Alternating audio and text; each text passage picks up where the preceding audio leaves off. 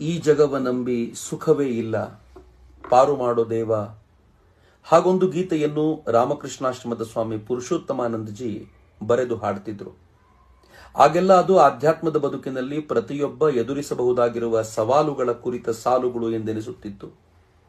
ಇತ್ತೀಚಿನ ದಿನಗಳಲ್ಲಿ ಧರ್ಮಸ್ಥಳದ ಧರ್ಮಾಧಿಕಾರಿಯಾದ ವೀರೇಂದ್ರ ಹೆಗ್ಗಡೆಯವರನ್ನು ನೋಡಿದಾಗ ಕ್ಷಣ ಕ್ಷಣಕ್ಕೂ ಈ ಸಾಲುಗಳು ಇರಿಯುವಂತೆ ಭಾಸವಾಗುತ್ತವೆ. ಅಲ್ಲದೆ ಮತ್ತೇನು, ತಮ್ಮ ಬದುಕಿನ ಬಹುತೇಕ ಪಾಲು, ಸುಮಾರು 55 ವರ್ಷಗಳಷ್ಟು ಸುದೀರ್ಘ ಕಾಲ ಸಮಾಜದ ಹಿತಚಿಂತನೆಯಲ್ಲಿಯೇ ಕಳೆದ, ಇತರರ ಕಣ್ಣೀರೊರೆಸುವಲ್ಲಿ ತಮ್ಮ ಸಾಮರ್ಥ್ಯವನ್ನೆಲ್ಲ ಸೂರೆಗೈದ, ಸ್ವಂತ ಹಿತವನ್ನು ಮರೆತು ಸರ್ವಸ್ವವನ್ನು ಸಮಾಜಕ್ಕೆ ಸಮರ್ಪಿಸಿದ ವ್ಯಕ್ತಿಯೊಬ್ಬ ಬದುಕಿನ ಕೊನೆಯ ಘಟ್ಟದಲ್ಲಿ ಅದೇ ಸಮಾಜದಿಂದ ದೂಷಣೆಗೊಳಗಾದರೆ, ಏಕವಚನದ ಮಾತುಗಳಿಗೆ ಗುರಿಯಾದರೆ, ಕೊಳಕು ಬೈಗುಳಗಳಿಗೆ ಕಿವಿಯಾಗಬೇಕಾದರೆ, ಕೊನೆಗೆ ಅತ್ಯಾಚಾರಿ, ಶೋಷಕ, ಕೊಲೆಗಡುಕ, ದುಷ್ಟ ಸಮರ್ಥಕ ಎಂದೆಲ್ಲ ದೂಷಿಸಿಕೊಳ್ಳಬೇಕಾದ ಸ್ಥಿತಿ ಬಂದರೆ ಹೇಗಿರಬಹುದು ಹೇಳಿ? ಆ ಸಾಲುಗಳು ಮತ್ತೆ ಮತ್ತೆ ನೆನಪಾಗುತ್ತವೆ.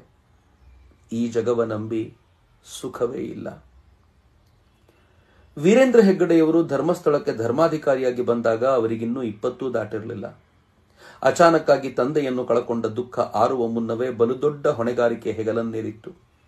ಧರ್ಮಾಧಿಕಾರಿ ಎಂದರೆ ಮೊದಲ ಜವಾಬ್ದಾರಿಯೇ ಸುಖ ಸೌಕರ್ಯಗಳ ತ್ಯಾಗ.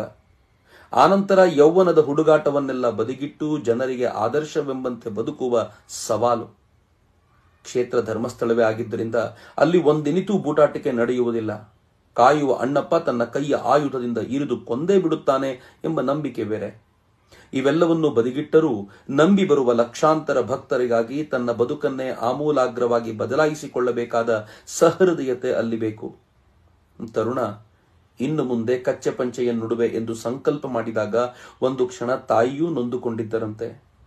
ಬಲು ಬೇಗ ರೀತಿ ರಿವಾಜುಗಳನ್ನು ಅರಿತ ಈ ಹುಡುಗ ತನ್ನ ತಂದೆಯಿಂದ ಪಡೆದುಕೊಂಡ ಆಚಾರ ಸಂಪ್ರದಾಯಗಳನ್ನೆಲ್ಲ ಚಾಚೂ ತಪ್ಪದೆ ಅನುಸರಿಸಿ ಕ್ಷೇತ್ರಕ್ಕೆ ನಡೆದುಕೊಳ್ಳುತ್ತಿದ್ದ. ಭಕ್ತರ ಮನಸ್ಸಿಗೆ ಉಲ್ಲಾಸವನ್ನು ತುಂಬಿದ. ಹಾಗಂತ ಅದು ಸುಲಭವೇನೂ ಆಗಿರಲಿಲ್ಲ. ಬೆಳಗಿನ ಜಾವ ಬೇಗನೆ ಶುರುವಾಗುವ ಪೂಜಾ ಕೈಂಕರ್ಯಗಳಲ್ಲಿ ಧರ್ಮಾಧಿಕಾರಿಗಳು ಭಾಗಿಯಾಗಬೇಕು. ನಂತರ ಧರ್ಮಾಧಿಕಾರಿಗಳ ಮನೆ ಅಂದರೆ ಬೀಡಿಗೆ ಬರುವ ನೂರಾರು ಭಕ್ತರ ಭೇಟಿ ಮಾಡಬೇಕು. ಅವರ ಅಹವಾಲುಗಳನ್ನು ಕೇಳಬೇಕು. ಅದಕ್ಕೆ ಪರಿಹಾರವನ್ನು ಕೊಡಬೇಕು. ಮುಗಿಯಿತು ಎನ್ನುವಂತಿಲ್ಲ. ಅನ್ನದಾನದಿಂದ ಹಿಡಿದು ವಿದ್ಯಾದಾನದವರೆಗಿನ ಎಲ್ಲ ವ್ಯವಸ್ಥೆಯನ್ನು ಅನೂಚಾನವಾಗಿ ನಡೆಯುವಂತೆ ನೋಡಿಕೊಳ್ಳಬೇಕು. ಬರುವ ಭಕ್ತಾದಿಗಳಿಗೆ ಒಂದಿನಿತೂ ಕೊರತೆ ಇಲ್ಲದಂತೆ ಆಯೋಜನೆ ಮಾಡಬೇಕು. ಜೊತೆಗೆ ಭಕ್ತಾದಿಗಳು ತಮ್ಮ ಊರಿಗೆ ಕರೆದಾಗ ಅಲ್ಲಿನ ಕಾರ್ಯಕ್ರಮಗಳಿಗೂ ಹೋಗಿ ಸಂಬೋಧಿಸಿ ಬರಬೇಕು. ಇವೆಲ್ಲವನ್ನು ಮಾಡುತ್ತಲೇ ವೀರೇಂದ್ರ ಹೆಗ್ಗಡೆಯವರು ತಮ್ಮ ಸಾಮಾಜಿಕ ಚಟುವಟಿಕೆಗಳ ಕ್ಷೇತ್ರವನ್ನು ವಿಸ್ತಾರಗೊಳಿಸಲಾರಂಭಿಸಿದರು. ತಮ್ಮ ಹಿಂದಿನವರು ನಡೆಸಿಕೊಂಡು ಬರುತ್ತಿದ್ದ ಚಟುವಟಿಕೆಗಳಿಗೆ ಸಂಸ್ಥೆಯ ಸ್ವರೂಪವನ್ನು ಕೊಟ್ಟು ಅದನ್ನು ಧರ್ಮಸ್ಥಳ ಎಂಬ ಊರಿನಿಂದ ಇಡೀ ರಾಜ್ಯಕ್ಕೆ ವಿಸ್ತರಿಸಿದರು. ಕಾಲಕ್ರಮದಲ್ಲಿ ಧರ್ಮಾಧಿಕಾರಿಗಳ ಆಲೋಚನೆ ದೇಶವ್ಯಾಪಿಯಾಗುವಂತೆ ಅದನ್ನು ರೂಪಿಸಿದರೂ ಕೂಡ ಯಾವುದೂ ಸಲೀಸಾಗಿರಲಿಲ್ಲ. ಇವರ ಓಡಾಟ ಹೆಚ್ಚುತ್ತಿದ್ದಂತೆ ಕ್ಷೇತ್ರಕ್ಕೆ ಬರುವ ಭಕ್ತರ ಸಂಖ್ಯೆ ಜಾಸ್ತಿಯಾಯಿತು. ಅದಕ್ಕೆ ಪೂರಕವಾಗಿ ಉಳಿದುಕೊಳ್ಳುವ ವ್ಯವಸ್ಥೆ, ಸ್ನಾನ ಶೌಚಾಲಯಗಳಿಗೆ ಬೇಕಾದ ವ್ಯವಸ್ಥೆಗಳು ಮತ್ತು ಅನ್ನದಾನವೂ ಹೆಚ್ಚಾಗಬೇಕಾಗಿ ಬಂತು. ಹೆಚ್ಚಾಗುವುದಷ್ಟೇ ಅಲ್ಲ, ಶ್ರೀ ಕ್ಷೇತ್ರ ಇವುಗಳೆಲ್ಲವುಗಳಲ್ಲಿ ಆದರ್ಶವಾಗಿರುವಂತೆ ಅದನ್ನು ವಿಶೇಷವಾಗಿ ರೂಪಿಸಬೇಕಾಗಿ ಬಂತು. ಅಣ್ಣ ತಮ್ಮಂದಿರು ಜೊತೆಗೂಡಿ ನಿಮಿಷಗಳನ್ನು ದುಡಿಸಿಕೊಂಡು ಭವ್ಯವಾದ ಮಂಜುನಾಥನ ಸಾಮ್ರಾಜ್ಯ ನಿರ್ಮಿಸಿದರು. ಅತ್ತ ಇವರ ಕೈಲಿ ಅಧಿಕಾರ ಬರುವಾಗ ಕ್ಷೇತ್ರದ ಹತ್ತಿರದಲ್ಲೇ ಒಂದು ವಿದ್ಯಾಲಯವಿದ್ದೀತೇನೋ. ಕಾಲಕ್ರಮದಲ್ಲಿ ರಾಜ್ಯಾದ್ಯಂತ ನೂರಾರು ಶಿಕ್ಷಣ ಸಂಸ್ಥೆಗಳು ತಲೆ ಎತ್ತಿದವು. ಕೆಜಿಯಿಂದ ಹಿಡಿದು ಪಿಜಿಯವರೆಗೆ ಒಂದು ಅಂದಾಜಿನ ಪ್ರಕಾರ ಹೆಚ್ಚು ಕಡಿಮೆ 50,000 ವಿದ್ಯಾರ್ಥಿಗಳ ಅಧ್ಯಯನಕ್ಕೆ ಬೇಕಾದ ವ್ಯವಸ್ಥೆಯನ್ನು ಕ್ಷೇತ್ರದ ಕಡೆಯಿಂದ ಮಾಡಿಕೊಡಲಾಯಿತು. ಧರ್ಮಾಧಿಕಾರಿಗಳ ದೂರದೃಷ್ಟಿ ಹೇಗಿತ್ತೆಂದರೆ ಇಡೀ ದೇಶ ಆಲೋಚಿಸುವ ಮುನ್ನ ಪ್ರಾಕೃತಿಕ ಚಿಕಿತ್ಸೆಯ ಕಾಲೇಜುಗಳನ್ನು ತೆರೆದರು. ಮುಂದೆ ದೇಶವೇ ಇಂತಹ ಶಿಕ್ಷಣ ಸಂಸ್ಥೆಗಳ ಬಗ್ಗೆ ಕನಸು ಕಟ್ಟುವಾಗ ಆ ಯೋಜನೆಗೆ ಬೇಕಾದ ರೂಪುರೇಷೆಗಳನ್ನು ಧರ್ಮಸ್ಥಳವೇ ನೀಡಬೇಕಾಗಿ ಬಂದಿದ್ದು ನಾವೆಲ್ಲರೂ ಹೆಮ್ಮೆ ಪಡಬೇಕಾದ ಸಂಗತಿ. ಇಂದಿಗೂ ರಾಜ್ಯದಲ್ಲಿ ಅತಿ ಕಡಿಮೆ ವೆಚ್ಚದಲ್ಲಿ ಅತ್ಯುತ್ಕೃಷ್ಟವಾದ ಶಿಕ್ಷಣ ನೀಡುವ ವಿದ್ಯಾಸಂಸ್ಥೆಗಳಲ್ಲಿ ಶ್ರೀ ಕ್ಷೇತ್ರದ ಸಂಸ್ಥೆಯೂ ಒಂದು ಎನ್ನುವುದರಲ್ಲಿ ಯಾರಿಗೂ ಅನುಮಾನವಿಲ್ಲ. ಕಂಠಮಟ್ಟ ಇವರನ್ನು ವಿರೋಧಿಸುವ ವ್ಯಕ್ತಿಗಳು ತಮ್ಮ ಮಕ್ಕಳನ್ನು ಇದೇ ಶಿಕ್ಷಣ ಸಂಸ್ಥೆಯಲ್ಲಿ ಓದಿಸುವುದೇಕೆಂದು ಅರ್ಥವಾಗಲು ಬಹಳ ಸಮಯ ಹಿಡಿಯಲಾರದು. ಧರ್ಮಾಧಿಕಾರಿಗಳ ಪರಿಕಲ್ಪನೆಯಿಂದಲೇ ರಾಜ್ಯಾದ್ಯಂತ ಶ್ರೀ ಕ್ಷೇತ್ರ ಆಸ್ಪತ್ರೆಗಳನ್ನು ತೆರೆಯಿತು. ಆಯುರ್ವೇದ ಮತ್ತು ಪ್ರಕೃತಿ ಚಿಕಿತ್ಸಾ ಕೇಂದ್ರಗಳನ್ನು ನಿರ್ಮಿಸಿತು. ಅತಿ ಕಡಿಮೆ ಬೆಲೆಗೆ ಚಿಕಿತ್ಸೆಯೂ ಔಷಧಿಯೂ ದೊರೆಯುವಂತೆ ವ್ಯವಸ್ಥೆ ಮಾಡಿತು. ಇಂದಿಗೂ ಲಕ್ಷಾಂತರ ಮಂದಿ ಶ್ರೀ ಕ್ಷೇತ್ರದ ಹೆಸರಿನ ಆಸ್ಪತ್ರೆಗಳಲ್ಲಿ ಚಿಕಿತ್ಸೆ ಪಡೆದು ಗುಣಮುಖರಾಗುವುದನ್ನು ನೋಡಲು ಆನಂದವೆನಿಸುತ್ತದೆ. ಅನೇಕರು ಧರ್ಮಸ್ಥಳಕ್ಕೆ ಬಂದು ಧರ್ಮಾಧಿಕಾರಿಗಳ ಭೇಟಿಗೈದು ಅವರೊಡನೆ ತಮ್ಮ ಸಂಕಟಗಳನ್ನು ಹೇಳಿಕೊಂಡು ಅಭಯದ 4 ಮಾತುಗಳನ್ನು ಕೇಳಿ ಸಂತೃಪ್ತಿಯಿಂದ ತೆರಳುತ್ತಾರೆ. ಆತ್ಮಹತ್ಯೆ ಮಾಡಿಕೊಳ್ಳಬೇಕೆಂದು ಬಂದವರು ಧರ್ಮಾಧಿಕಾರಿಗಳ ಭೇಟಿಯ ನಂತರ ಅಲ್ಲಿಯೇ ಕೆಲಸಕ್ಕೆ ಸೇರಿಕೊಂಡು ಬದುಕನ್ನೇ ಬದಲಾಯಿಸಿಕೊಂಡ ಉದಾಹರಣೆಗಳಿಗೆ ಏನೂ ಕೊರತೆ ಇಲ್ಲ. ಇಷ್ಟೇ ಆಗಿದ್ರೆ ಹೆಚ್ಚಿರಲಿಲ್ಲ. ವೀರೇಂದ್ರ ಹೆಗ್ಗಡೆಯವರ ಕನಸಿನ ಕೂಸಾದ ರುಡ್ಸೆಟ್ ಹಳ್ಳಿಯ ತರುಣರಿಗೆ ಸ್ವ ಉದ್ಯೋಗದ ತರಬೇತಿಯನ್ನು ಕೊಟ್ಟು ಉದ್ಯೋಗ ಕೊಡಿಸುವವರೆಗೆ ಕೈ ಹಿಡಿದು ನಡೆಸುವಂಥದ್ದು. 40 ವರ್ಷಗಳ ಹಿಂದಿನ ಅವರ ಈ ಯೋಜನೆ ಈವರೆಗೂ 42 ಲಕ್ಷ ಜನರಿಗೆ ತರಬೇತಿ ನೀಡಿದೆ.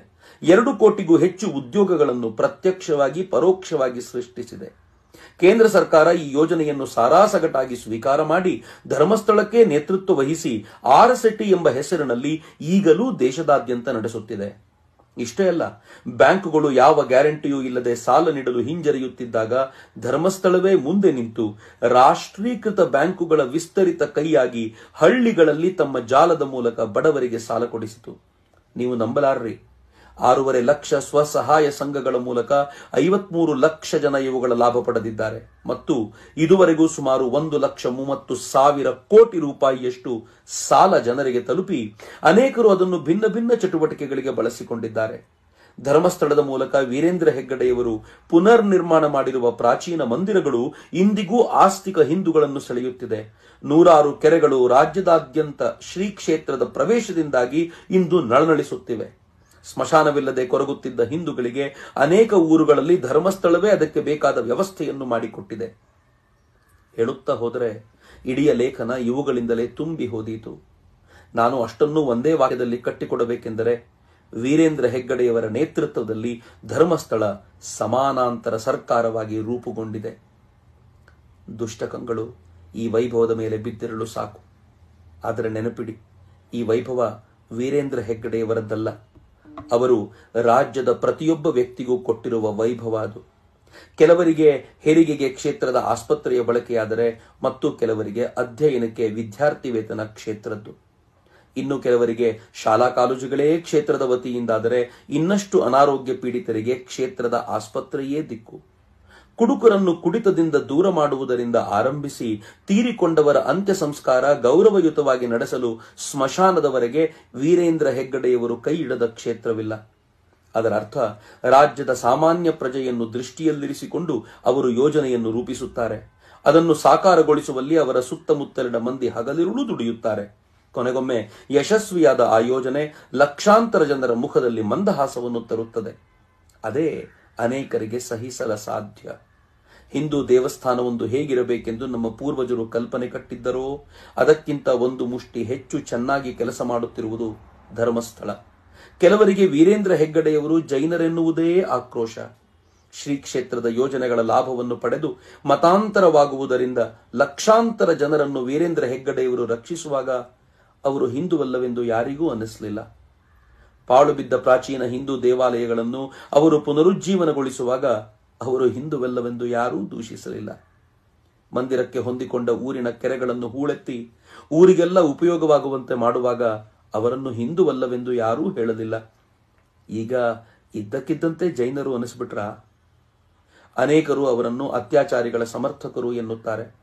ಸಾವಿರಾರು ಜನರನ್ನು ಕುಡಿತದಿಂದ ಮುಕ್ತಗೊಳಿಸಿ ಆ ಹೆಣ್ಣು ಮಕ್ಕಳ ಬದುಕನ್ನು ಕಟ್ಟಿಕೊಟ್ಟರಲ್ಲ, ಆಗ ಈ ದೂಷಣೆ ಬಂದಿರಲಿಲ್ವಾ? ಸ್ವಸಹಾಯ ಸಂಘಗಳ ಮೂಲಕ ಸ್ತ್ರೀಯರನ್ನು ಸಬಲರನ್ನಾಗಿಸುವ ಪ್ರಯತ್ನದಲ್ಲಿ ತಮ್ಮ ಸರ್ವಸ್ವವನ್ನೂ ಪಣಕ್ಕಿಟ್ಟರಲ್ಲ, ಆಗ ಅವರು ಅತ್ಯಾಚಾರಿಗಳು ಅಂತ ಯಾರಿಗೂ ಅನುಮಾನ ಬಂದಿರಲಿಲ್ವಾ? ಈಗ ಸಂಬಂಧವೇ ಇಲ್ಲದ ಕೆಲವು ಸಾವುಗಳನ್ನು ಅವರ ತಲೆಗೆ ಕಟ್ಟಿ ಅವರನ್ನು ಕೊಲೆಗಡುಕರಂತೆ ಬಿಂಬಿಸುತ್ತಿರುವವರಿಗೆ ಸ್ವಲ್ಪವಾದರೂ ಹೃದಯ ಇರಬೇಕಿತ್ತು.